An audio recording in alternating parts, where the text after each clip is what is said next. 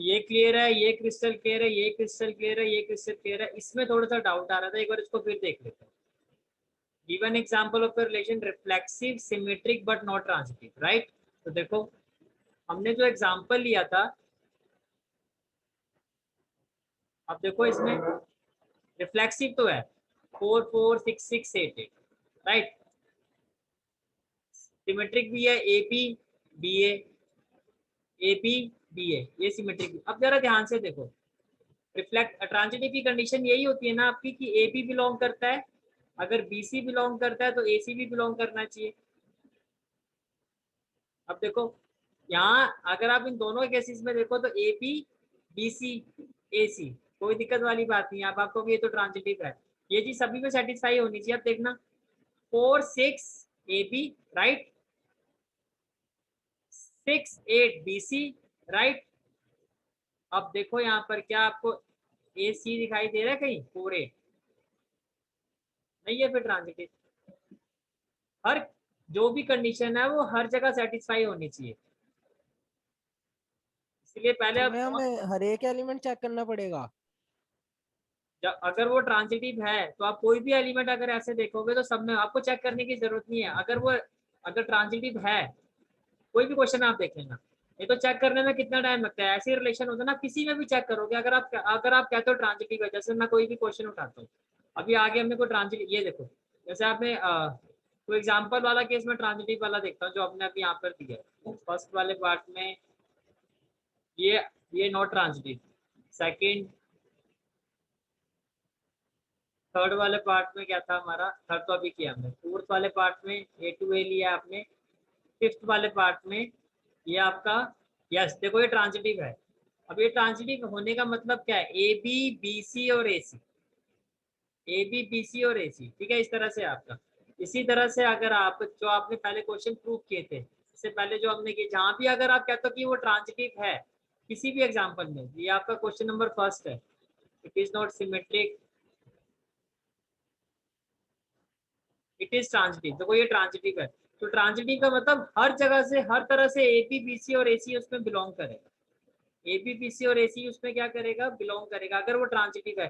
किसी भी एग्जाम्पल में अगर वो ट्रांजिटिव वाला एग्जाम्पल होगा आपका, तो उसमें आप यही कहोगे। जैसे देखो ये एग्जाम्पल है, इट इज ट्रांजिटिव। अब ट्रांजिटिव क्यों का आपने देखो इसमें, अब इसमें कोई भी आप एसी वाला केस बना लो, वो आपको मिलेगा ही मिलेगा। जैसे ये ए बी है, टू टू के साथ तो सेम है तो आपको पता मिलेगा। मैं टू के साथ और देखो कहाँ पर डिफरेंट एलिमेंट देखो, टू का 2 4, तो आपको 1 4 भी मिलेगा यहाँ पे। जैसे अगर आपका ए बी है और ये बी सी, ये देखो 1 4 है ना आपका 1 4। और देखो और भी कोई देखो, ये ए बी आपका 1 3, 3 के साथ डिफरेंट एलिमेंट देखो, कोई 3 के साथ, ये देखो 3 6, तो आपको 1 6 भी मिलेगा। ये रहा आपका 1 6। समझ में आ रहा है? अगर ट्रांजिटिव है तो हर कंडीशन, हर एलिमेंट में जहाँ ए बी और बी सी होगा वहाँ ए सी होगा ही होगा, अगर नहीं है तो वो ट्रांजिटिव नहीं है, ठीक है। तो ये इसका प्राइम एग्जाम्पल है आपका,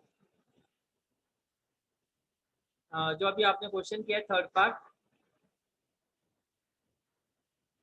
ये आपका ए बी है, आपका ए बी है जैसे कि 4 6, बी सी है 6 8, तो आपके पास ए सी बी होना चाहिए जो यहाँ पर नहीं है 4। Is it clear? ठीक है, let's move to the next question of this exercise. It is question number 11 and the question number 11 is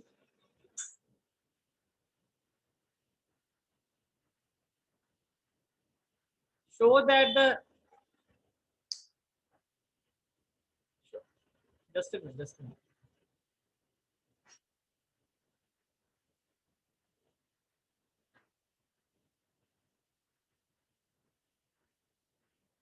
Yes, show that the relation R in the set A।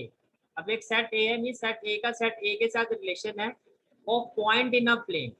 Set A क्या है, set A में जो elements है वो क्या है, points in a plane, given by R is equal to P Q. अब set A के जो पॉइंट्स है वो हो गए P पॉइंट्स, और सेट A टू A जो राइट वाला सेट होगा उसके पॉइंट्स को हमने ले लिया Q। अब सेट A के पॉइंट्स का दूसरे सेट A के पॉइंट के साथ रिलेशन क्या है कि distance of point P from the origin is same as the distance of point Q from the origin. Means दोनों सेट में जो पॉइंट है उनका ओरिजिन से डिस्टेंस है वो सेम है। अब ये एक इक्विवेलेंस रिलेशन है, पहले तो आपको ये प्रूव करना है, तो पहले देखो इसको प्रूव करते हैं। तो देखो point in a plane, 2 dimensional geometry की हम बात कर रहे हैं। 3D ऑलरेडी आप पढ़ चुके हो, 3D में पॉइंट इन अ प्लेन नहीं कहते, स्पेस कहते हैं। इंट्रोडक्शन टू 3D और डिटेल में आप 12th क्लास में भी पढ़ोगे। अब रिलेशन ए टू ए क्या है आपका, पी और Q, that is distance between P and origin is equal to the distance between Q and origin. अब अगर एक पॉइंट पी है और दूसरा भी अगर मैं पॉइंट पी लेता हूँ, तो सेम पॉइंट का ओरिजिन से डिस्टेंस सेम होगा या नहीं होगा? रिफ्लेक्सिव में तो यही देखना होता है ना कि दोनों ही सेम पॉइंट है, तो सेम पॉइंट का ओरिजिन से जो डिस्टेंस होगा, जैसे ये एक पॉइंट है, दूसरा पॉइंट भी यही है, तो ओरिजिन से डिस्टेंस तो सेम ही रहेगा, तो रिफ्लेक्सिव तो है ये। अच्छा अब इधर देखो, एक पॉइंट हो गया P1, एक पॉइंट हो गया P2। P1 का ओरिजिन से जो डिस्टेंस है मान लो 4 यूनिट है, और P2 का ओरिजिन से डिस्टेंस है ये भी 4 है। तो अगर मैं P2 और P1 ऐसे लिखूंगा, बात तो सेम ही है।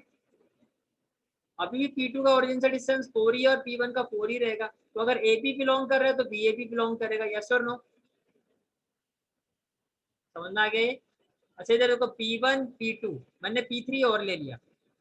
अगर P2 और P3 भी बिलोंग कर रहा है तो इसका डिस्टेंस भी 4 होना चाहिए, तो ये भी 4, ये भी 4, ये भी 4, तो जो ए सी होगा वो भी तो 4 ही होगा। समझ में आ गया? ये ट्रांजिटिव भी होगा, ठीक है। तो इसके बाद फिर आपसे क्या पूछा गया है,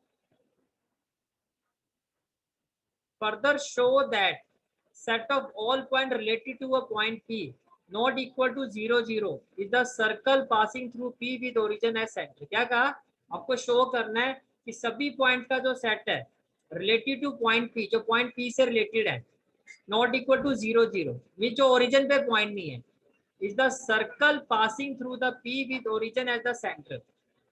अब सर्कल की डेफिनेशन क्या थी अगर आपको याद हो, सर्कल की जो आपने डेफिनेशन स्टडी की थी, पहले तो देखो आपको प्रूविंग रिफ्लेक्सिव में प्रेजेंटेशन कैसे होगी, ये पॉइंट पी ये पॉइंट क्यू, दोनों का ओरिजिन से जो डिस्टेंस है वो इक्वल है, तो अगर आप सेम पॉइंट ले तो ए पॉइंट का तो ओरिजिन से डिस्टेंस सेम ही होगा।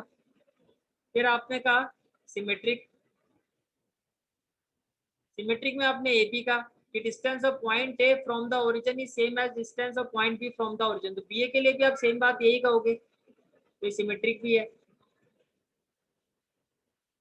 फिर प्रेजेंटेशन में ट्रांजिटिव आ गया, let A B belongs to R, means A का जो ओरिजिन से डिस्टेंस है बी का जो ओरिजिन से डिस्टेंस है वो सेम है, तो यही चीज आप बीसी के लिए कहोगे।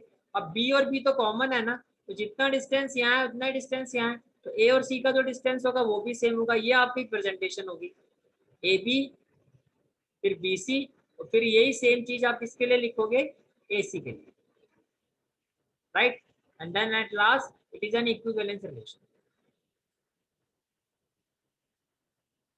अब आपका second part, the set of all point related to P not equal to 0 0, जो ओरिजिन पर नहीं है, लेकिन जो पॉइंट जो भी पी पॉइंट जो ओरिजिन पर नहीं होंगे, वो कौन से पॉइंट है, सारे के सारे जिनका ओरिजिन से डिस्टेंस सेम है। अब आप अपने आप ही देखो ना, मैंने एक पॉइंट लिया इसका ओरिजिन से डिस्टेंस है 2 है, मैंने दूसरा पॉइंट लिया इसका भी 2 डिस्टेंस है, ये वाला पॉइंट लूंगा ये भी 2 डिस्टेंस है, इसका लिया ये भी, बिकॉज ये सारे जो क्लस्टर ऑफ पॉइंट है इनका ओरिजिन से डिस्टेंस सेम है, तो यही तो सर्कल की डेफिनेशन थी। सर्कल की डेफिनेशन क्या थी कि सभी पॉइंट्स का जो फिक्स पॉइंट से डिस्टेंस है वो सेम है, तो इन सभी का जो डिस्टेंस है फिक्स पॉइंट यहाँ पर क्या ओरिजिन है वो सेम है, तो ये सर्कल ही तो आपको रिटर्न करेगा। The set of all points related to P not equal to 0 0 mean जो ओरिजिन पे नहीं है will be those points whose distance from the origin is the same as the distance of point P from the origin। In other words, O हो गया 0 0 is the origin and OP जो हो गया आपका K के equal हो गया। अब सभी points set of all points related to P जो P से रिलेटेड है at a distance of K from the origin, उन सभी पॉइंट्स का ओरिजिन से जो डिस्टेंस है वो इक्वल है, that is K। And this set of point forms a circle with the centre as the origin. तो ये क्या फॉर्म करेगा, ये भाई सर्कल ही तो फॉर्म करेगा, सर्कल की डेफिनेशन यही तो होती है। जितने भी आपके जो पॉइंट्स होते हैं सारे के सारे, उनका जो फिक्स पॉइंट से डिस्टेंस होता है वो सेम होता है, तब वो सारे पॉइंट मिलकर एक सर्कल बनाते हैं, यही हमने स्टडी किया था। And the circle passes through the point P, right. Question number 12,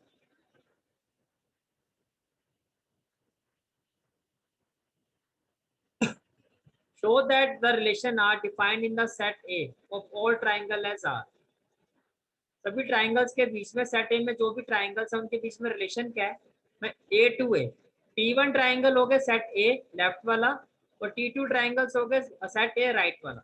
A to a relation का T1 और T2 के बीच में रिलेशन ये है कि T1 is similar to T2। दोनों ही सेट के जो ट्राइंगल है ये आपस में सिमिलर है और आपको प्रूव करना ये एक इक्विवेलेंस रिलेशन है। सिमिलर ट्राइंगल का क्राइटेरिया अगर आपको याद हो कि कॉरस्पॉन्डिंग साइड्स का रेशियो इक्वल होते हैं और कॉरस्पॉन्डिंग एंगल्स इक्वल होते हैं, तो रिफ्लेक्सिव तो होगा, हर ट्राइंगल अपने सिमिलर तो होगा ही होगा, तो उसके सारे एंगल्स कॉरस्पॉन्डिंग एंगल्स इक्वल होंगे। कहने का मतलब है रिफ्लेक्सिव तो है।